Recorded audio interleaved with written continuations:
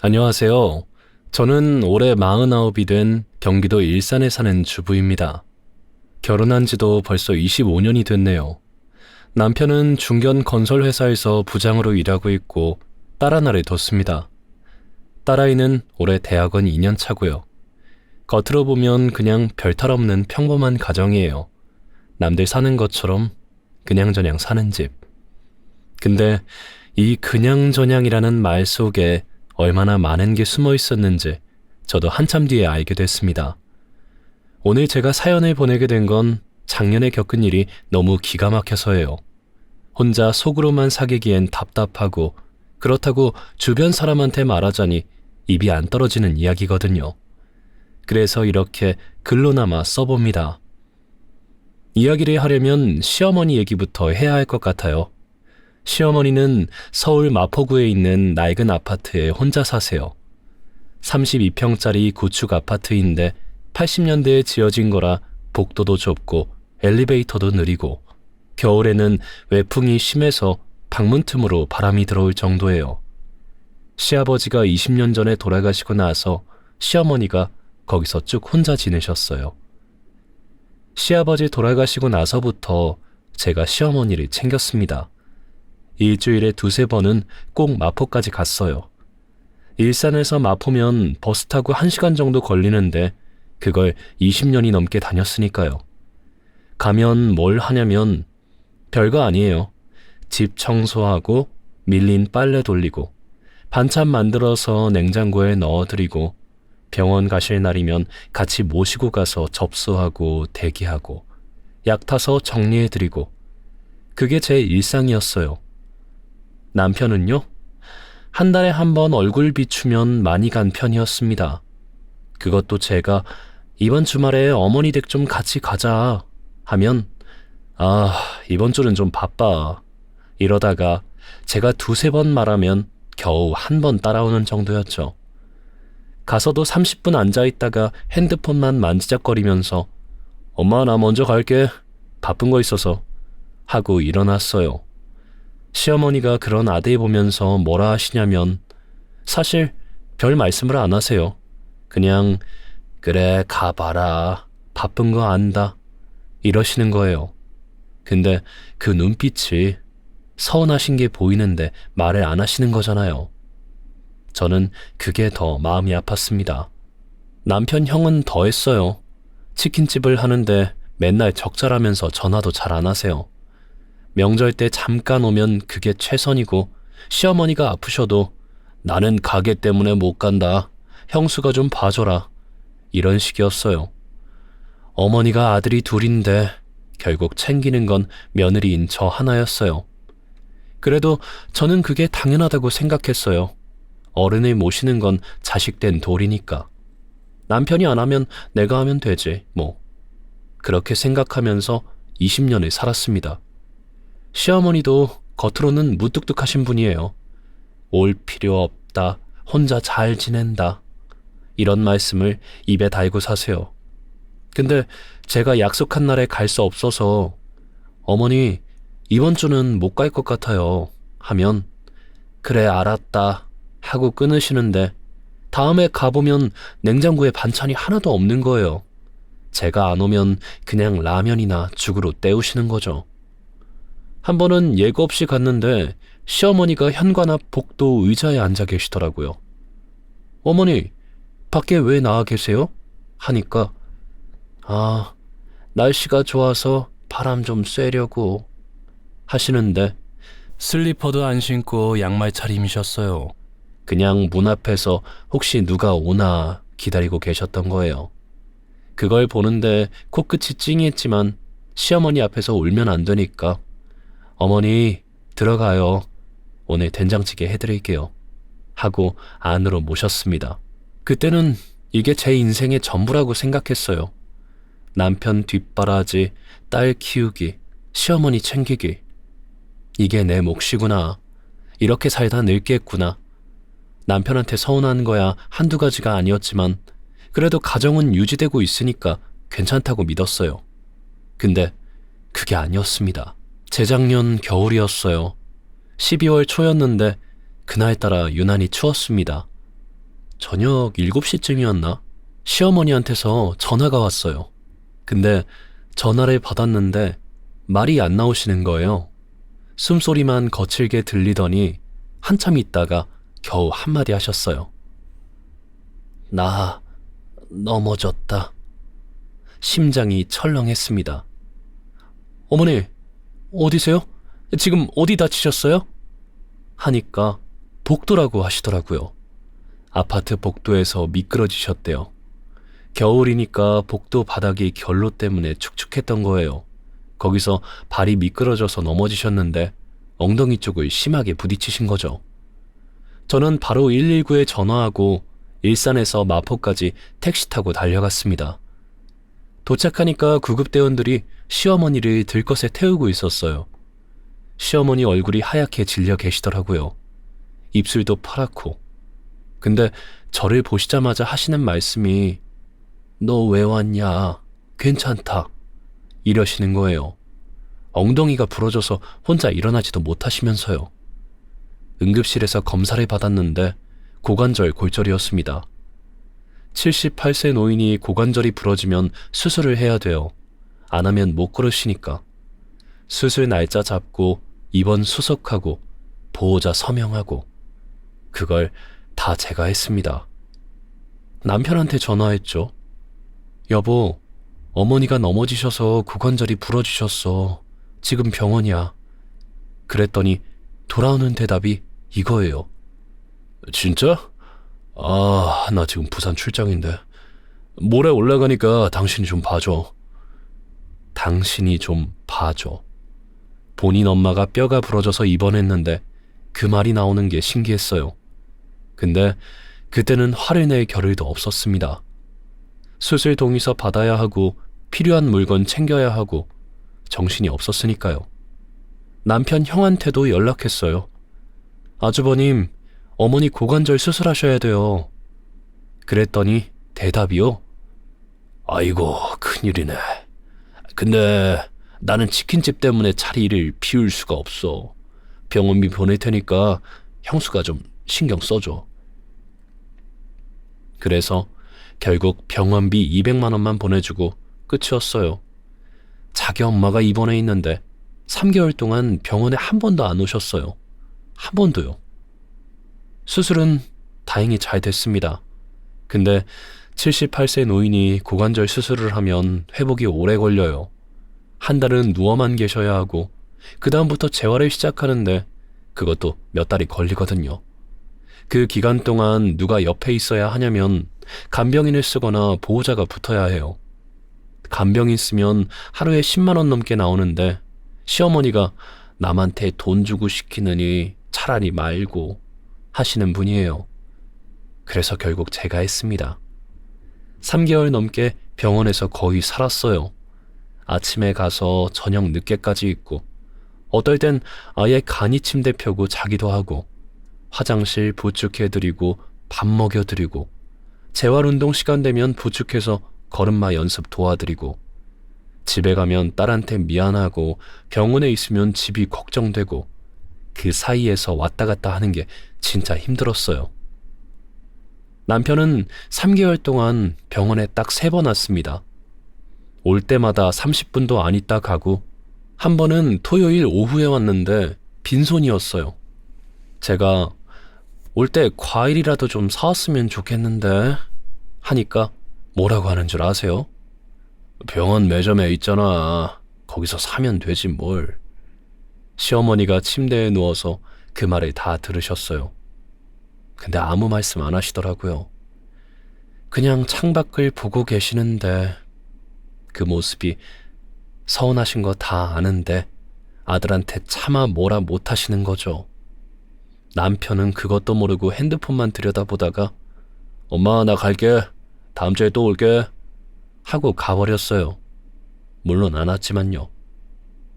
시어머니는 이번 초반에는 저한테 이런 말씀을 하셨어요. 너까지 이렇게 고생시켜서 내가 미안하다. 근데 시간이 지나면서 점점 말이 없어지셨어요. 아들이 안 오는 것도 아주버님이 전화도 안 하는 것도 다 알고 계시면서 아무 말씀을 안 하시는 거예요.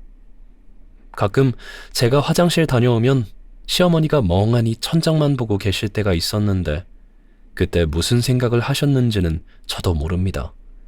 다만 표정이 너무 쓸쓸해 보여서 저도 모르게 시어머니 이불을 좀 더 여며드리고 어머니 물 드실래요? 하고 말을 걸곤 했어요. 3개월 지나서 태어나는 날이었어요. 짐 정리하고 택시 부르고 시어머니를 부축해서 차에 태워드리는데 시어머니가 갑자기 제 손을 잡으셨어요. 마른 손으로 꽤 세게 잡으시더라고요. 정은아. 시어머니가 제 이름을 부르시는 건 드문 일이었어요. 보통은 예 이러시거든요. 너는 내 아들보다 낫다. 딱 그 한마디였어요. 그리고 바로 손을 놓으셨고요. 저는 그때 그 말이 무슨 뜻인지 잘 몰랐습니다. 그냥 고생한 며느리한테 고맙다는 인사치레인 줄 알았어요. 근데 나중에 알고 보니 그 말은 인사치레가 아니었습니다. 시어머니는 그때 이미 마음속으로 뭔가를 정하고 계셨던 거예요. 그걸 제가 알게 된 건 한참 뒤의 일이었지만요. 시어머니가 퇴원하시고 다시 마포 아파트로 돌아가신 뒤 저도 원래 일상으로 돌아왔습니다. 다시 일주일에 2-3번 시어머니 집에 다니고 집에서는 딸 챙기고 남편 밥 차려주고 3개월간 병원 생활이 너무 힘들었어서 이 평범한 일상이 오히려 감사했어요. 근데 그 무렵부터 남편이 좀 이상해지기 시작했어요. 처음에는 잘 몰랐습니다. 야근이 좀 늘었나 보다. 회사에서 프로젝트가 바쁜가 보다. 그렇게 생각했어요.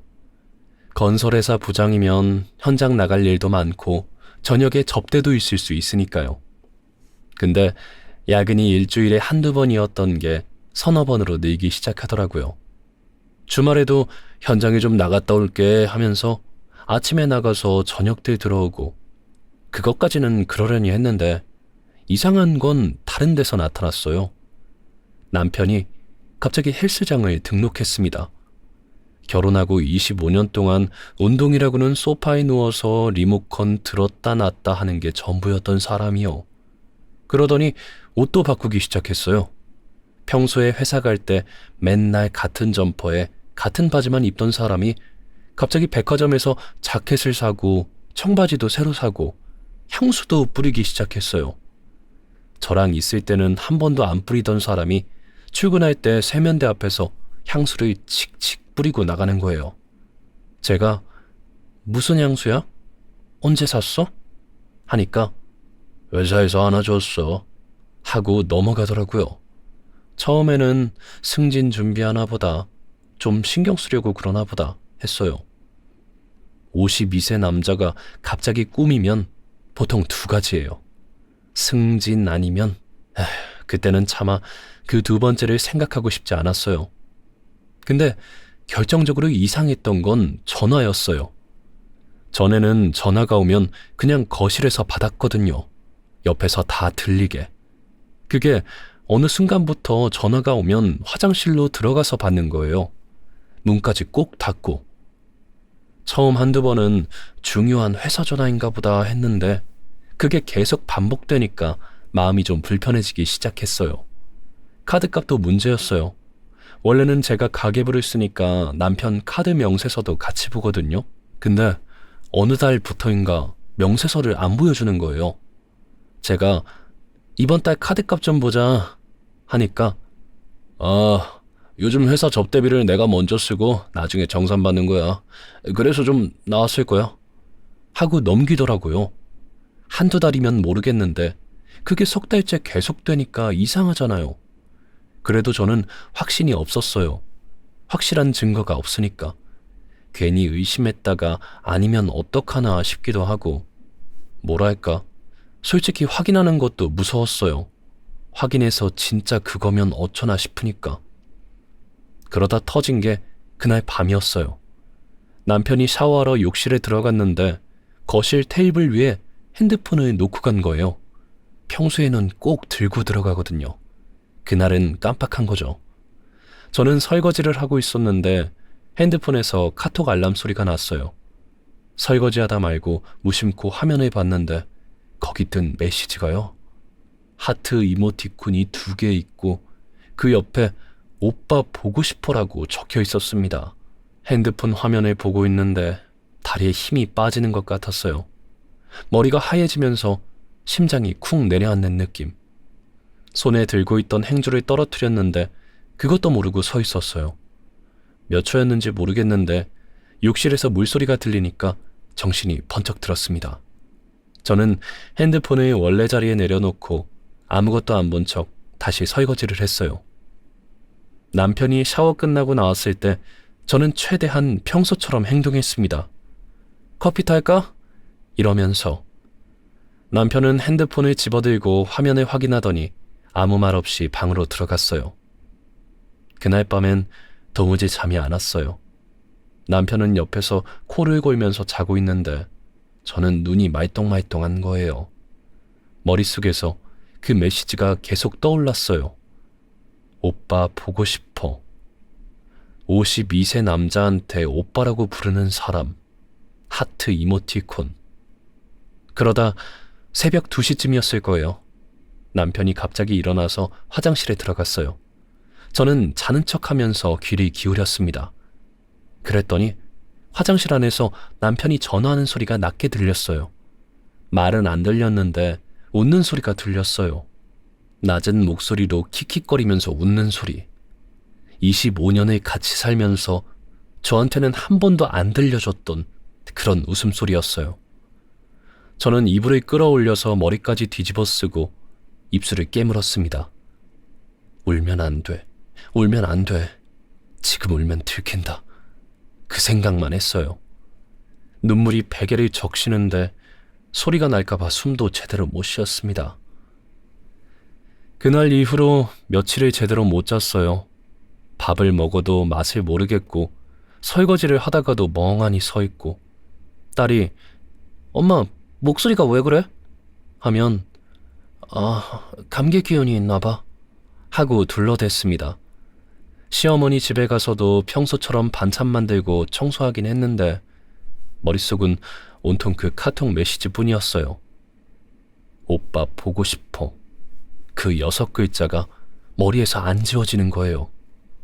혹시 회사 후배가 장난으로 보낸 건 아닐까? 친척 중에 그렇게 부르는 사람이 있나? 이렇게 아닌 쪽으로 생각을 끼워 맞춰보려고도 했어요. 근데 아무리 생각해도 하트 이모티콘 2개에 오빠 보고 싶어는 그런 사이가 아니면 안 보내는 메시지잖아요. 며칠을 그렇게 혼자 끙끙대다가 결국 확인하기로 했어요. 모르는 채로 사는 게 더 못 버티겠더라고요. 차라리 확인하고 무너지는 게 나았어요. 남편이 출근하고 나서 저는 주차장으로 내려갔습니다. 보통은 회사 차를 쓰고 주말에 나갈 때만 남편 개인차를 쓰니까 주차장에 그대로 세워져 있었어요. 운전석에 앉아서 조수석 수납함을 열었더니 거기서 립스틱 하나가 나왔습니다. 저는 핑크 계열을 쓰는데 그건 진한 빨간색이었어요. 그리고 수납함 안쪽에 머플러가 하나 구겨져 있었는데 꺼내서 냄새를 맡아보니까 향수 냄새가 났어요. 남편 향수 냄새가 아니라 달달한 여자 향수 냄새. 손이 떨렸어요. 근데 여기서 울면 안 된다고 생각했어요. 꾹 참고선 립스틱이랑 머플러를 사진으로 찍고 다시 원래 자리에 넣어뒀어요. 그 다음에 블랙박스를 확인했습니다. 남편 차에 달려있는 블랙박스 메모리 카드를 빼서 집에 가져와 노트북에 꽂았어요. 주차 중에도 녹화되는 기능이 있거든요. 영상을 하나씩 넘기면서 봤는데 몇 건이 걸렸어요. 젊은 여자가 조수석에 타는 장면이 3건이 있었어요. 얼굴은 잘 안 보이는데 긴 머리에 젊어 보이는 체형이었어요. 근데 제가 정말 가슴이 아팠던 건 그중 한 영상이었어요. 남편이 차에서 내려서 돌아가더니 여자 쪽 문을 열어주는 거예요. 여자가 내리니까 팔짱까지 끼고 가고. 25년을 같이 살면서 남편이 저한테 차 문을 열어준 적은 한 번도 없었어요. 그런 사람이 다른 여자한테 차 문을 열어주고 팔짱을 끼고 그 영상을 보면서 눈물이 흘러내렸는데 닦지도 않고 계속 봤어요. 그 다음에 카드 명세서를 확인했습니다. 남편이 안 보여주니까 제가 직접 카드사 홈페이지에 들어갔어요. 남편 주민번호는 알고 있었으니까 본인 인증 절차를 밟아서 최근 3개월 명세서를 뽑았어요. 거기에 뭐가 찍혀 있었냐면요. 호텔이 2건이 있었어요. 서울 시내 호텔. 하룻밤에 20만 원이 넘는데. 고급 레스토랑도 여러 건이었어요. 1인당 10만 원 넘는 이탈리안 레스토랑, 와인바, 그리고 백화점 결제 내역. 여성 의류 매장이랑 화장품 매장에서 결제한 게 2-3건 있었어요. 당연히 제 건 아니었죠. 제가 백화점에서 옷을 사본 게 언제인지도 기억이 안 났으니까. 웃긴 게요. 이 사람이 제 생일 때 뭘 해줬냐면 아무것도 안 해줬어요. 작년 생일에 오늘 내 생일인 거 알지? 했더니 맞다. 저녁에 뭐 시켜 먹을까? 그게 끝이었어요. 근데 다른 여자한테는 호텔에, 레스토랑에, 백화점 선물에 명세서를 프린트하면서 손이 부들부들 떨렸어요. 화가 나는 건지 서러운 건지 둘 다인 건지 모르겠더라고요. 그저 울고 싶었어요. 벽을 치고 소리를 지르고 싶었어요. 근데 참았어요. 왜 참았냐면 저도 모르게 이런 생각이 든 거예요. 지금 울면서 남편한테 달려가 봐야 뭐가 달라지냐. 오히려 증거를 다 없앨 거다. 은행에서 일할 때 배운 게 하나 있어요. 감정이 앞서면 판단이 흐려진다는 거. 그때 그게 머릿속에서 딱 떠올랐어요. 저는 블랙박스 영상을 USB에 복사했어요. 카드 명세서도 파일로 저장하고 프린트본도 따로 뽑았어요. 그날 봤던 카톡 화면은 이미 사진으로 캡처해뒀고요. USB는 제 옷장 안쪽 핸드백 속에 넣어뒀어요. 남편이 절대 안 뒤지는 곳이거든요. 시어머니한테도 딸한테도 말 안 했어요. 아직은 때가 아니라고 생각했어요. 그 다음에 어떻게 할지가 준비 안 돼 있으면 오히려 제가 불리해질 수 있으니까요. 그날 저녁에 남편이 퇴근하고 들어왔을 때 저는 평소처럼 밥상을 차려놨어요. 오늘 김치찌개 했어 하면서 숟가락을 놓는데 남편 얼굴을 보니까 모르겠더라고요. 이 사람이 정말 내 남편이 맞나 싶고 밥 먹으면서 웃는 저 얼굴이 진짜인지 가짜인지도 구분이 안 되고 그치만 티를 안 내고 아무것도 모르는 척 평소처럼 행동했어요. 속으로만 되뇌었습니다. 내가 먼저 흔들리면 안 된다. 절대로. 그렇게 6개월이라는 시간이 지나 가을이 될 때까지도 저는 남편한테 따지지도 않았고 이혼을 꺼내지도 않았어요. 그냥 아는 척 안 하면서 평소처럼 살았습니다. 밥 차려주고 빨래해주고 시어머니 챙기러 마포 다니고 달라진 게 있다면 남편이 야근이라고 하면서 늦게 들어와도 더 이상 마음이 안 흔들렸다는 거예요. 이미 다 알고 있으니까. 속은 쓰렸지만 언젠가 쓸 날이 올 거라고 생각하면서 USB를 핸드백 속에 넣어둔 채로 버텼어요. 시어머니는 퇴원 후에도 여전히 지팡이를 짚고 다니시긴 했는데 그래도 혼자 화장실도 가시고 밥도 차려 드시는 정도까지는 회복하셨어요. 그게 얼마나 다행이었는지 몰라요. 그날도 평소처럼 반찬 만들어서 가방에 넣고 마포로 갔어요. 근데 아파트 단지 입구에 들어서는데 뭔가 달라진 게 있었어요.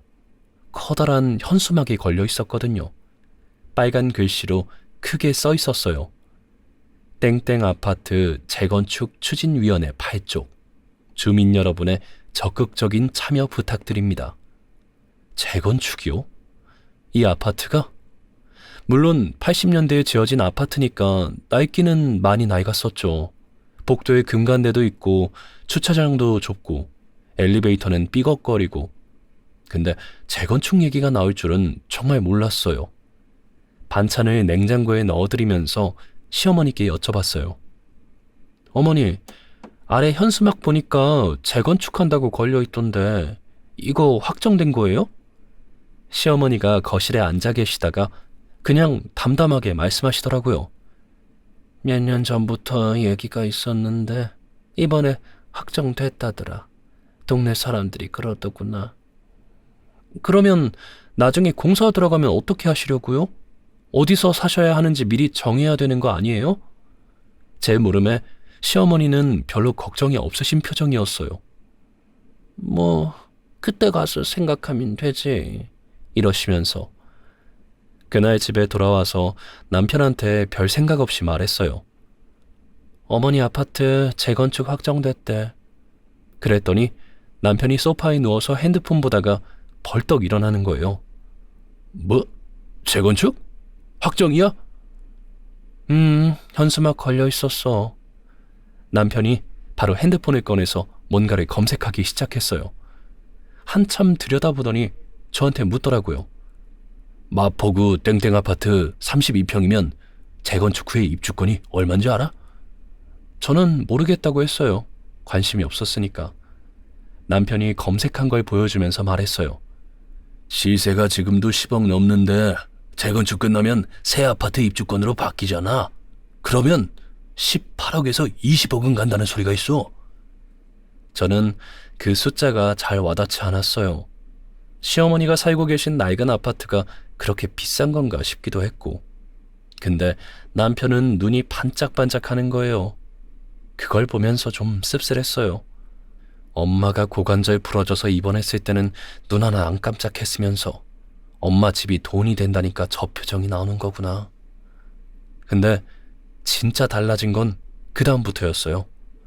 남편이 갑자기 주말마다 시어머니 집에 가기 시작했어요. 제가 부탁 안 해도요.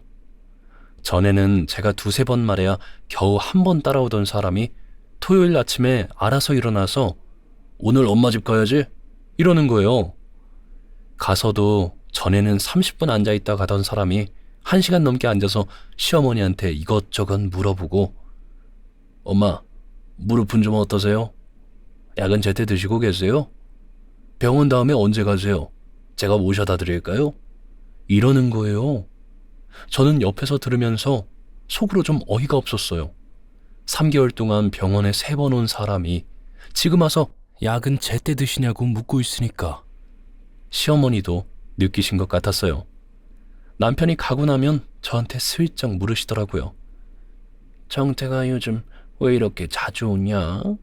전에는 명절에도 얼굴 잘 안 비치던 애가.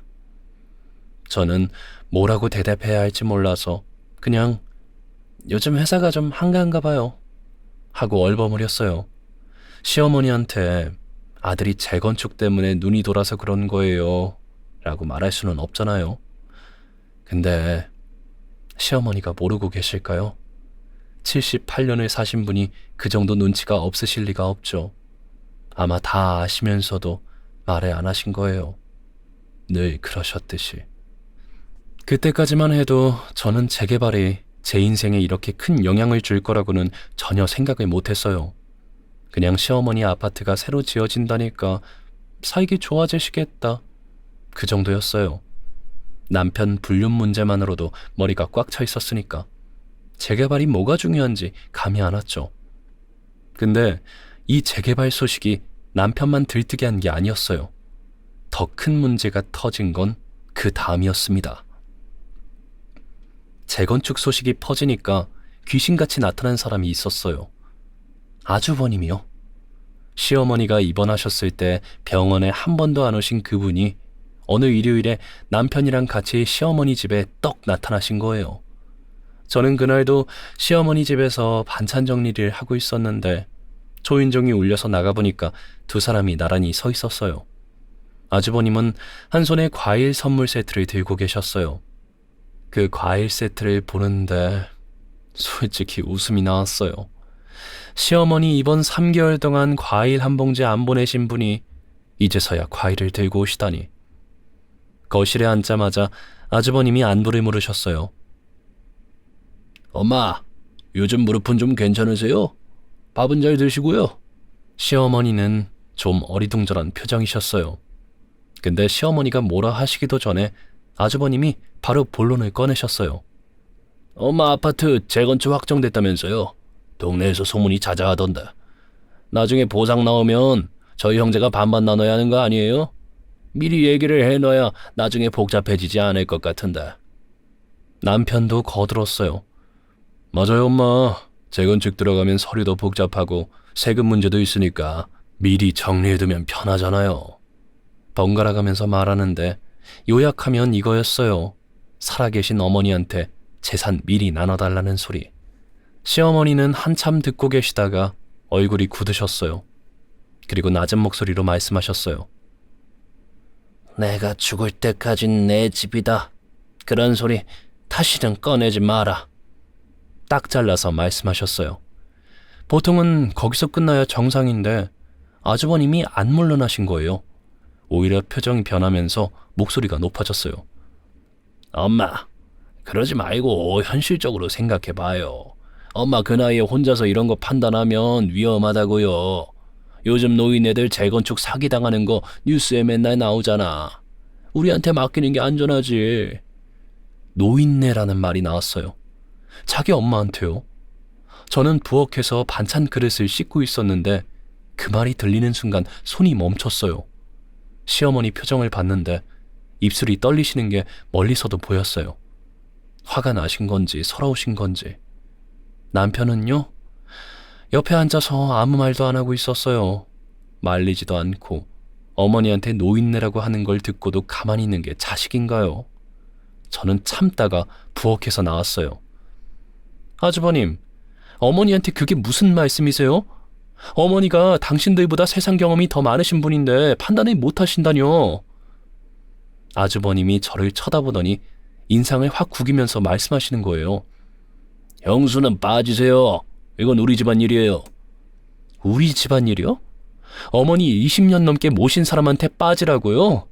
아주버님은 어머니 아프셨을 때 뭐 하셨는데요? 지금 와서 재산 얘기는 하시면서요? 아주머님 얼굴이 새빨개지셨어요. 뭐라고 더 하려는데 남편이 끼어들었어요. 당신 지금 왜 그래? 형한테 그게 무슨 말이야? 남편은 오히려 저한테 화를 냈어요. 아주머님한테는 한마디 못하면서요. 제 속에서 뭔가가 확 치밀어 올랐는데 그때 시어머니께서 소리를 지르셨어요. 다 나가라! 시어머니가 그렇게 소리를 지르신 건 제가 시집와서 처음이었어요. 평소에 그렇게 조용하시던 분이 목소리가 떨리시면서도 크게 말씀하시더라고요. 내 집에서 내 재산 가지고 싸우지 마라. 다 나가! 아주버님이 먼저 일어나시면서 엄마, 화내지 마세요. 나중에 다시 얘기해요. 하고 나가셨어요. 남편도 뒤따라 나갔고요. 저는 시어머니가 걱정돼서 잠깐 남아 있었어요. 물 한 잔 갖다 드리면서 어머니 괜찮으세요? 했더니 시어머니가 한참 아무 말씀 안 하시다가 고개를 돌려서 창밖을 보셨어요. 그리고 조용히 한마디 하셨어요. 자식이 둘인데 내가 아플 때는 안 오더니 돈이 되니까 오는구나. 저는 아무 대꾸를 못했어요. 할 말이 없었어요. 사실이니까요. 시어머니도 다 알고 계셨던 거예요. 아들들이 왜 갑자기 찾아오는지. 그냥 입 밖으로 안 꺼내셨을 뿐이지. 그날 이후로 시어머니가 달라지셨어요. 전에는 아들들 얘기가 나오면 바쁜 애들이니까 이해한다 이러셨거든요. 근데 그 뒤로는 아들 얘기 자체를 안 하시더라고요. 남편이 전화해도 짧게 끊으시고 아주버님이 전화하면 아예 안 받으시고 저한테만 여전히 문을 열어주셨어요. 그 일이 있고 한 달쯤 지났을 때였어요. 겨울이 시작되던 무렵이었습니다. 어느 날 시어머니한테서 전화가 왔어요. 평소처럼 반찬 갖다 드릴까요? 하려는데 시어머니가 먼저 말씀하셨어요. 한번 와라. 할 얘기가 있다. 목소리가 평소랑 좀 달랐어요. 무겁다고 해야 하나? 뭔가 단단하게 마음을 먹고 전화하신 느낌이었어요. 저는 무슨 일이세요? 했는데 와서 얘기하자 하시고 끊으셨어요.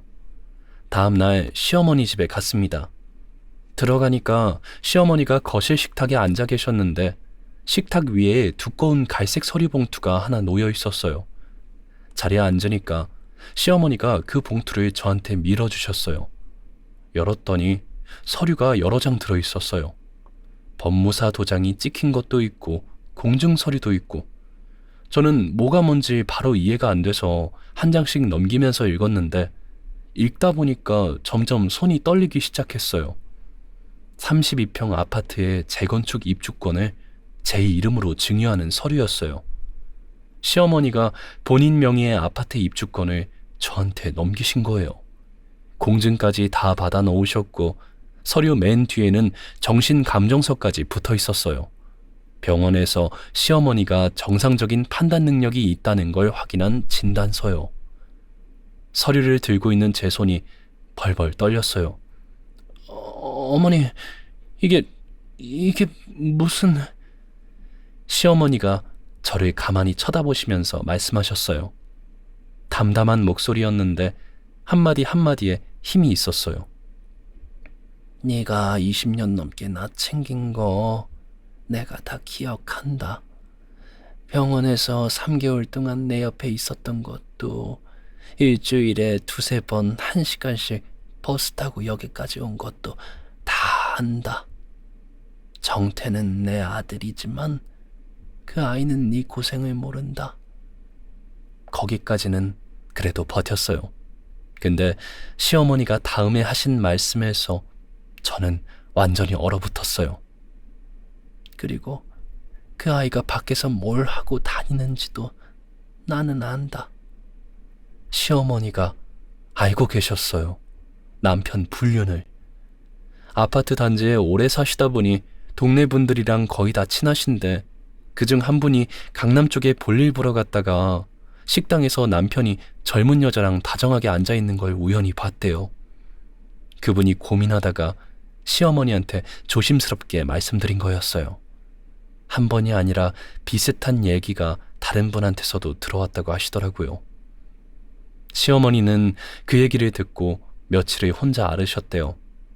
아들한테 전화해서 따질까도 생각하셨는데 결국 다른 결정을 내리신 거였어요.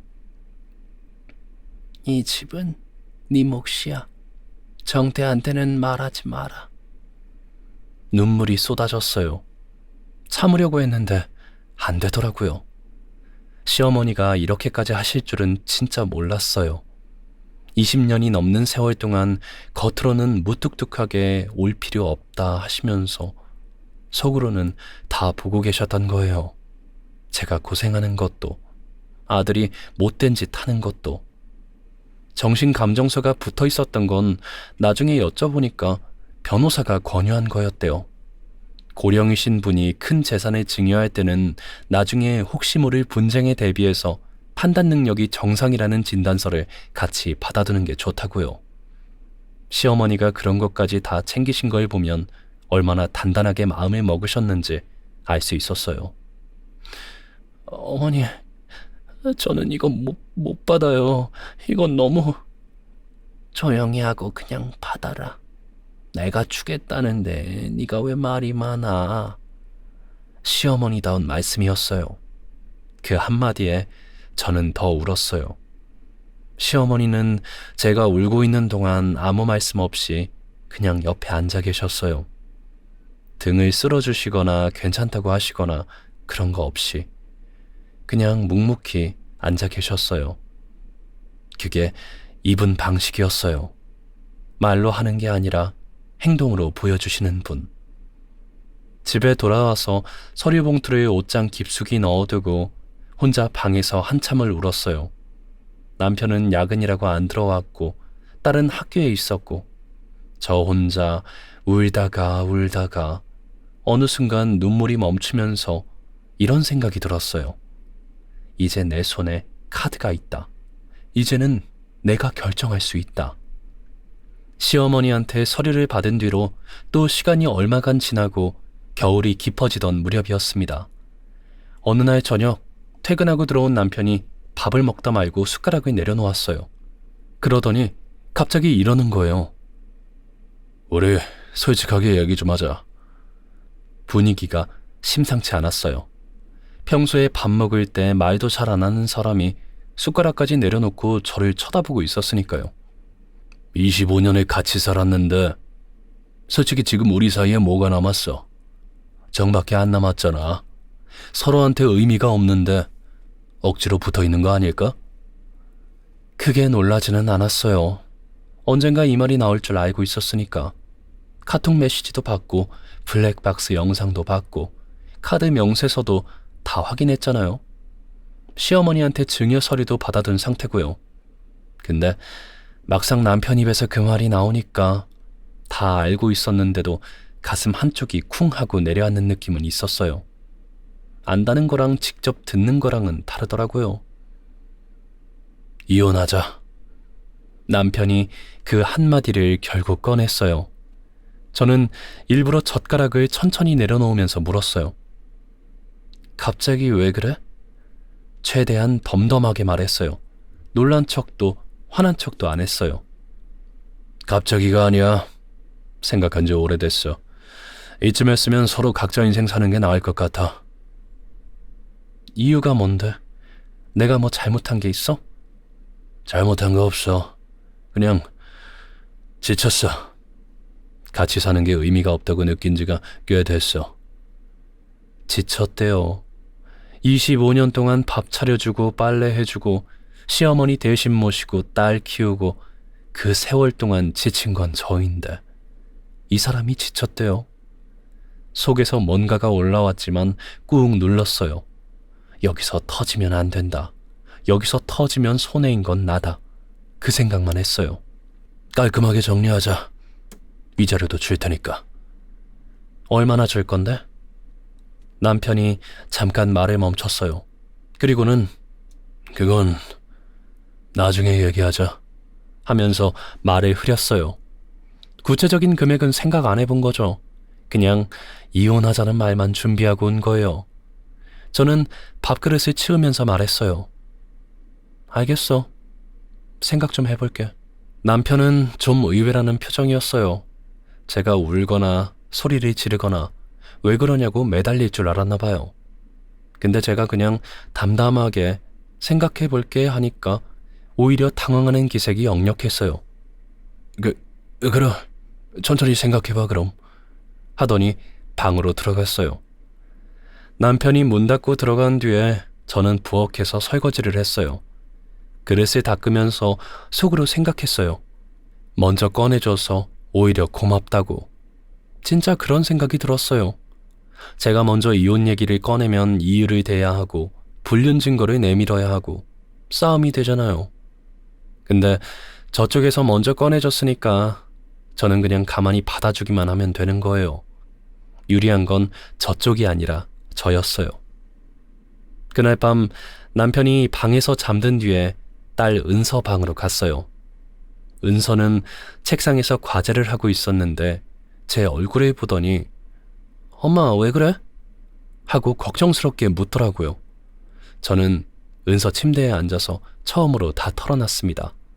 아빠가 이혼하자고 한 것, 아빠한테 다른 여자가 있는 것, 증거를 다 갖고 있는 것, 그리고 할머니가 아파트 입주권을 저한테 증여한 것까지 한 가지도 빠짐없이 다 말했어요. 은서는 처음에는 한참 말이 없었어요. 그러다가 목소리가 떨리면서 말했어요. 엄마, 아빠가 진짜 그랬어? 미친 거 아니야? 엄마가 그 고생을 다 했는데? 할머니 병원에서 3개월 동안 잠도 못 자면서 간병한 사람이 누군데? 은서가 당장 아빠 방에 가서 따지겠다고 일어서는 걸 제가 팔을 잡고 말렸어요. 은서야, 지금 감정적으로 움직이면 지는 거야. 저쪽이 알아서 카드를 다 내놓게 둬야 돼. 엄마가 다 계획이 있으니까 절대 아빠한테 티내지 마. 은서는 한참 거친 숨을 내쉬더니 알겠어. 엄마가 하자는 대로 할게. 근데 나중에 그 인간한테 꼭 한마디 해야 돼. 하고 이를 악물었어요. 저는 은서 방에서 나오면서 24살 딸한테 이런 얘기를 해야 하는 상황이 원망스럽기도 하고 한편으로는 내 편이 바로 옆에 있다는 게 얼마나 다행인지 모르겠더라고요. 남편이 이혼 얘기를 꺼내고 일주일쯤 뒤였어요. 제가 아무 말 없이 시간을 흘려보내자 답답했는지 뜬금없이 이렇게 묻더라고요. 이번 주 토요일에 시간 돼? 만날 사람이 있어. 만날 사람? 누구? 가면 알아. 장소는 카톡으로 보낼게. 그게 끝이었어요. 누군지, 왜 만나는지 설명도 없이. 저는 대충 짐작은 했어요. 이혼하자는 사람이 갑자기 누굴 만나자고 하면 그게 누구겠어요? 토요일에 남편이 보내준 주소로 갔어요. 서울 시내 카페였는데 좀 분위기 있는 데였어요. 일부러 좀 늦게 문을 열고 들어갔는데 남편이 창가 쪽 자리에 앉아 있었고 맞은편에 여자가 한 명 앉아 있었어요. 30대 중반쯤 돼 보이는 여자였어요.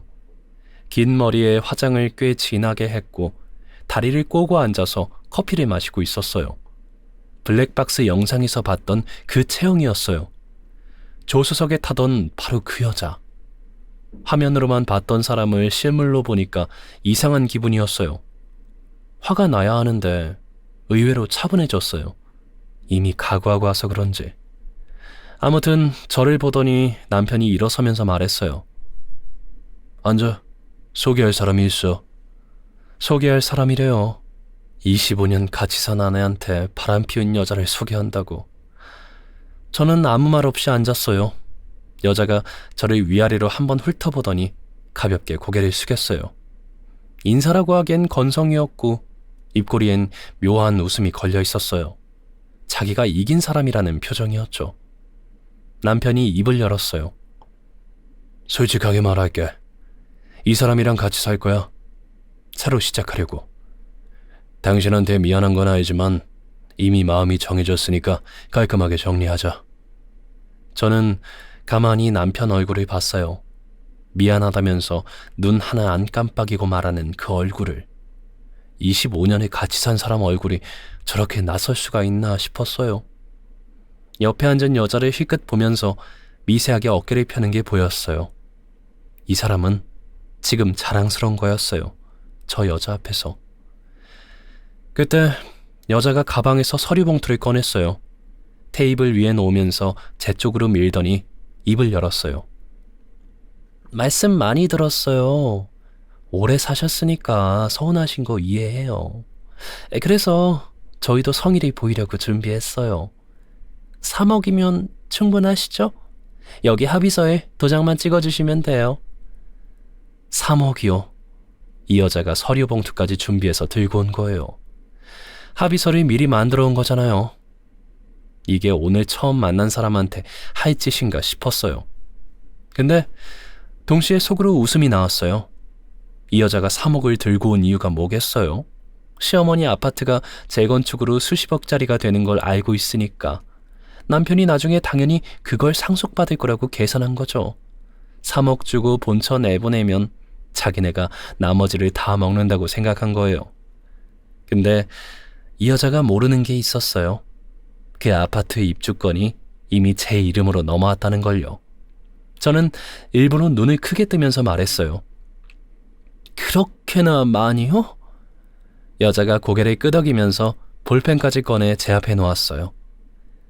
새 출발하시기에 충분한 금액이죠. 서로 깔끔하게 정리하는 게 좋잖아요. 거기서 끝이 아니었어요. 여자가 한마디를 더 했어요. 그리고 앞으로 남편분 연락처는 지워주시고요.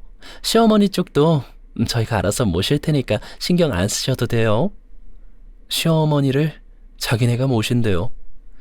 시어머니 입원했을 때 한 번도 안 온 아들이랑 같이요.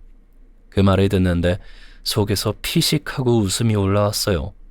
계속 웃음이 터져 나오려는 걸 꾹 참고 대신 고개를 살짝 끄덕이면서 최대한 순한 표정을 지었어요. 네, 그 정도면 됐어요. 감사하네요. 저는 합의서를 펴서 찬찬히 읽는 척하다가 가방에서 도장을 꺼내서 찍었어요. 남편이 좀 놀란 눈으로 저를 봤어요. 여자도 의아한 표정이었고요. 이렇게 쉽게 끝날 줄 몰랐던 거죠. 좀 더 울거나 따지거나 금액을 올려달라고 할 줄 알았을 거예요. 여자 얼굴에 만족스러운 표정이 스쳤어요. 역시 돈이면 되는구나 하는 얼굴이었죠. 남편도 안도하는 기색이 역력했고요. 저는 도장을 다시 가방에 넣으면서 자리에서 일어났어요. 잘 사세요. 딱 그 한마디만 하고 카페에 나왔어요. 밖으로 나와서 근처 벤치에 앉았는데 한숨이 나오면서도 입꼬리가 슬쩍 올라가는 거예요. 3억이면 충분하냐고요? 충분하고 말고요. 저한테는 이미 18억짜리 카드가 있으니까요. 이혼은 생각보다 빨리 끝났어요. 남편 쪽에서 워낙 서두르니까 서류 처리도 금방 됐어요. 합의 이혼이라 법원에서 숙려기간 거치고 서류 몇 장 쓰고 도장 찍으면 끝이더라고요. 저는 약속한 3억을 받았고 25년 결혼 생활은 그렇게 종이 한 장으로 정리가 됐습니다. 일산 집에서는 나와야 했어요. 그 집은 남편 명의였으니까요. 은서가 엄마 어디 살 거야? 하면서 걱정했는데 저는 이미 생각해둔 게 있었어요. 시어머니 아파트가 재건축 들어가면 시어머니도 나오셔야 하잖아요. 그래서 일단 위자료 3억으로 마포구 근처에 방 3개짜리 전세 아파트를 어렵게 하나 구했어요. 시어머니, 저, 은서, 셋이 같이 살 수 있는 크기로요. 시어머니한테 말씀드렸더니 처음에는 내가 왜 며느리한테 신세를 지냐 하시면서 한사코 거절하셨어요. 그래서 제가 그랬어요. 어머니, 이건 신세 지는 게 아니라 가족끼리 같이 사는 거예요. 재건축 공사 시작되면 어차피 나오셔야 하는데 어디서 혼자 사시게요. 그랬더니 한참 말이 없으시다가 그럼 밥은 내가 한다 이러시더라고요. 그게 수락이었어요. 시어머니 방식에. 이사하는 날 은서가 학교까지 빠지고 와서 집 나르는 걸 도왔어요. 시어머니 짐은 많지 않았어요. 옷가지 몇 벌이랑 이불, 약통, 그리고 낡은 앨범 하나 정도가 다였어요. 새 집에 시어머니 방을 제일 햇볕 잘 드는 방으로 들였더니 이런 방을 왜 나한테 주냐 하시면서도 창밖을 내다보시는 표정이 좀 밝아지신 것 같았어요. 법무사 사무실에도 다녀왔어요. 증여 관련 세금 정리랑 명의 변경 서류를 마무리해야 했거든요. 은행에서 일했던 게 이럴 때 도움이 돼서 참 다행이라는 생각이 들었습니다. 서류 읽는 것도 익숙하고 세금 계산도 어느 정도 감이 있으니까 법무사 말을 알아듣는데 큰 어려움이 없었거든요. 재건축 입주권 시세가 18억에서 20억 사이라는 걸 그때 제대로 확실하게 확인했어요. 3억 받고 도장 찍은 게 절대 손해가 아니었다는 걸요. 새 집에서의 생활은 의외로 평온했어요. 시어머니가 아침에 일찍 일어나셔서 된장찌개를 끓여 놓으시고 저는 반찬을 만들고 은서는 저녁에 과제하다가 거실에 나와서 셋이 귤을 까먹고 한 번은 시어머니가 저녁 먹다가 불쑥 이러셨어요. 이제 그놈한테 밥 안 해줘도 되니까 속 편하게 했다. 은서가 빵 터졌고 저도 따라 크게 웃었어요. 시어머니도 입꼬리가 살짝 올라가셨어요. 이 집에 온 뒤로 시어머니 표정이 많이 달라지셨어요. 마포 아파트에서 혼자 계실 때는 늘 쓸쓸해 보이셨는데 여기서는 전보다 더 자주 제 이름을 부르시면서 정은아, 산책 나갈까? 이러시거든요. 한편 남편은 이혼하자마자 상간녀랑 동거를 시작했다고 들었어요. 어느 날은 학교에 가 있던 은서한테 잔뜩 화가 나서 전화가 왔는데 글쎄 제 아빠가 은서야, 아빠 새 집에 놀러와라 했다는 거예요. 은서가 저한테 아빠가 드디어 미쳤나 봐 하면서 기가 막혀 하더라고요. 남편은 그때까지도 여유만만이었을 거예요. 어차피 엄마 재산은 나중에 자기가 받는다고 생각하고 있었을 테니까. 32평 입주권이 이미 제 이름으로 넘어온 줄은 꿈에도 모르면서. 이혼하고 한두 달쯤 지났을 때였어요. 드디어 봄이 오고 있었습니다. 밖에서 장을 보고 있는데 시어머니한테서 전화가 왔어요. 정태가 전화해서 32평 서류 같이 보자고 하더라. 자기가 처리해 주겠다고. 저는 속으로 드디어 왔구나 싶었어요. 남편이 슬슬 재개발 보상 서류를 챙기려고 나선 거예요. 어머니, 뭐라고 하셨어요? 이미 다 처리됐다고 했지. 그랬더니요? 누가 처리했냐고 묻길래 정은이한테 넘겼다고 했다. 시어머니 목소리가 담담하셨어요. 저는 어머니 괜찮으세요? 했더니 내가 왜 안 괜찮냐? 내 재산 내가 준 건데 하시고 끊으셨어요.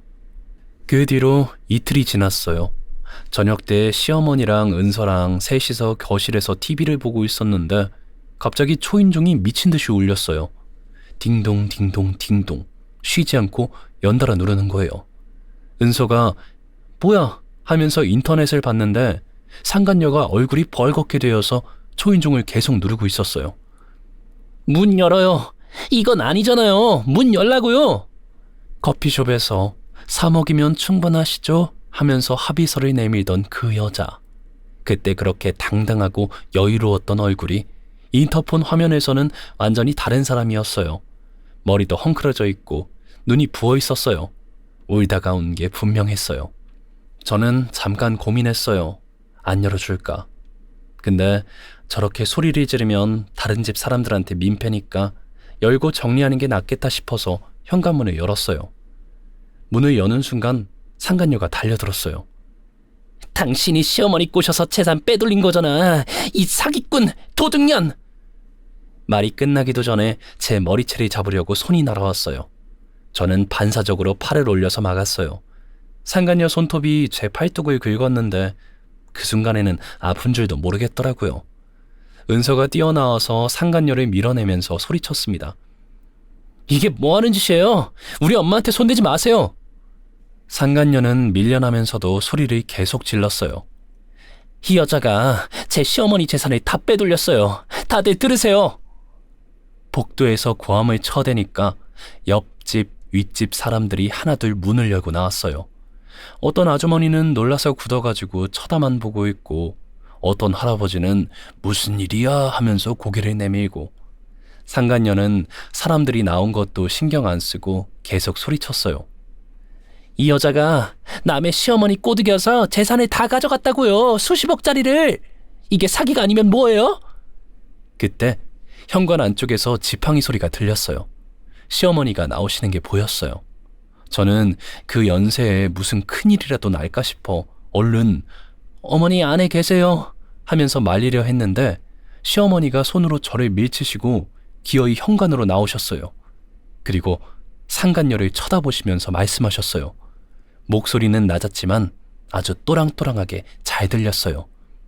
내 재산 내가 내 며느리한테 준 거다. 남의 남편을 빼앗아간 주제에 뭔데 남의 집에 와서 행패야? 상간녀가 그래도 이건 하면서 뭐라고 하려는데 시어머니가 한마디 더 하셨어요. 더 할 말 있으면 법원에서 해라. 여기서 행패 부리지 말고. 상간녀 얼굴이 하얘졌어요. 울면서 뭐라고 중얼거리는데 그때 이미 누군가 경찰에 신고를 한 모양이더라고요. 5분쯤 지나니까 경찰 2명이 올라왔어요. 이웃 주민 한 분이 상황을 설명해 주셨고 상간녀는 경찰한테 팔을 잡혀서 내려가면서도 아직 안 끝났어요. 소송할 거니까 두고 보세요. 하고 소리쳤죠. 경찰이 간 뒤에 현관문을 닫고 들어오는데 시어머니가 걱정스러운 얼굴로 저를 보면서 한마디 하셨어요. 에휴, 팔 좀 봐라. 긁혔잖니? 그제야 팔뚝이 쓰라린 게 느껴졌어요. 손톱에 긁혀서 빨갛게 줄이 나 있었어요. 은서가 약상자를 가져와서 소독해주는데 시어머니가 고개를 돌려서 창밖을 보시면서 조용히 말씀하셨어요. 저런 게 네 남편이랑 산다고? 그 아이도 참. 저는 아무 말도 못하고 은서한테 소독을 받으면서 그냥 웃었어요. 웃음이 나왔어요. 커피숍에서 3억 합의서를 내밀면서 충분하시죠 하던 그 당당한 얼굴이 오늘 복도에서 울면서 끌려가던 얼굴이랑 겹치니까 참 별거 아닌 사람이었구나 싶어서요. 남편 쪽에서 기어이 소송을 알아봤다고 나중에 들었어요. 변호사를 만나서 어머니가 치매인 것 같다. 증여가 무효 아니냐고 상담했대요. 근데 변호사가 서류를 보더니 바로 고개를 저었다고 해요. 공증에 정신감정서까지 갖춰져 있는데 뒤집을 방법이 없다고. 아주버님은 아주버님대로 남편한테 난리를 치셨대요. 네가 바람이나 피워서 이 꼴이 된 거다. 너 때문에 나까지 한 푼도 못 받게 생겼잖아. 어떻게 책임질 거냐? 결국 형제끼리 싸우기 시작한 거죠. 서로 전화도 안 하는 사이가 됐다고 들었어요. 상간녀는요? 남편이랑 같이 살면서 매일 싸웠대요. 재산이 있다면서요. 나중에 어머니 거 받는다면서요. 왜 거짓말한 거예요?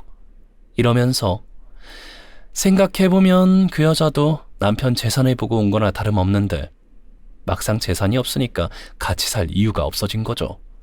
결국 석 달쯤 되니까 짐 싸서 나갔다고 하더라고요. 남편이 붙잡았는지는 모르겠어요. 관심도 없었고요.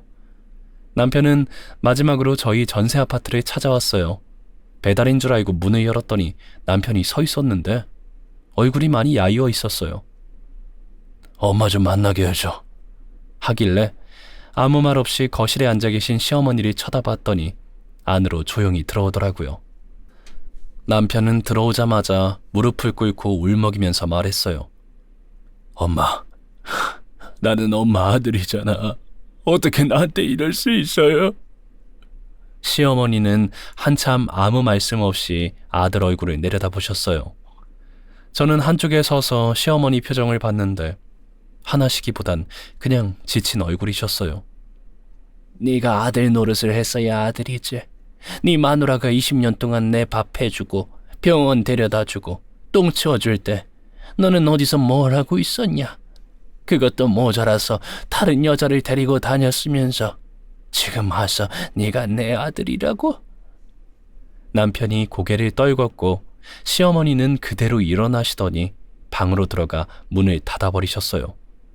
남편은 거실 바닥에서 한참을 앉아있다가 나가달라는 제 말에 결국 천천히 일어나 현관에 나갔습니다. 남편이 나간 뒤 시어머니 방에 들어갔더니 침대에 앉아 계셨어요. 표정은 담담하셨는데 눈이 빨개져 있었어요. 아무리 못된 짓을 한 아들이어도 자식은 자식이니까요. 저는 아무 말 않고 옆에 앉아서 손만 잡아드렸어요. 남편은 그 뒤로 회사에서도 불륜 소문이 퍼져 자진 퇴사했다고 들었습니다. 3억 위자료에 직장도 잃고 상간녀한테도 버림받고 가족도 잃고 지금 어디서 뭘 하는지 모릅니다. 알고 싶지도 않고요. 저는 요즘 시어머니랑 은서랑 셋이 재건축 끝나면 새 아파트에 같이 입주할 생각을 하면서 하루하루 행복하게 보내고 있습니다. 시어머니는 요즘 건강이 많이 나아지셔서 동네 산책도 곧잘 나가세요. 은서가 할머니 팔짱을 끼고 같이 나가는데 그 뒷모습을 보면 저도 모르게 웃음이 나와요. 얼마 전 제 생일엔 시어머니께서 이런 말씀도 하셨어요. 정은아, 너는 내 진짜 자식이다. 어떤 재산보다 그 한마디가 제겐 더 컸습니다. 혹시 비슷한 상황에 계신 분이 있다면 당장은 답이 안 보여도 참고 버틴 시간이 절대 헛되지 않는다는 걸 말씀드리고 싶어요. 어떤 방식으로든 돌아올 테니까요. 긴 사연 들어주셔서 감사합니다.